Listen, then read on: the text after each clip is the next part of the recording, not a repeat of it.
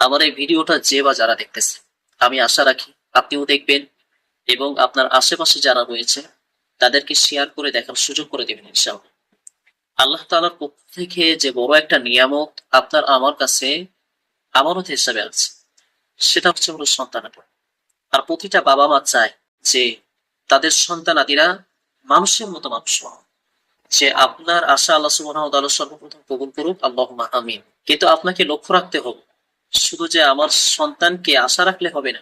এই আশাটাকে বাস্তব রূপে রূপান্বিত করতে যত পরিশ্রম লাগে, যত কষ্ট লাগে, যত ত্যাগ লাগে, সব কষ্ট ত্যাগ মুজাহিদা সহ্য করতে হবে সর্বপ্রথম।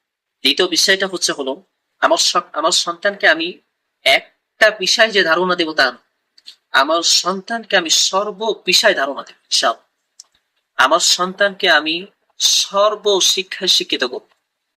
যখন আপনার সন্তান সর্বশিক্ষায় শিক্ষিত থাকবে, আমি আশা করি সাধুর বেশ নিয়ে যে অসাধু কিছু মানুষ যে সমাজের ভিতরে বাস করতেছে, আপনার সন্তান ওই ফিতনার থেকে হেফাজত।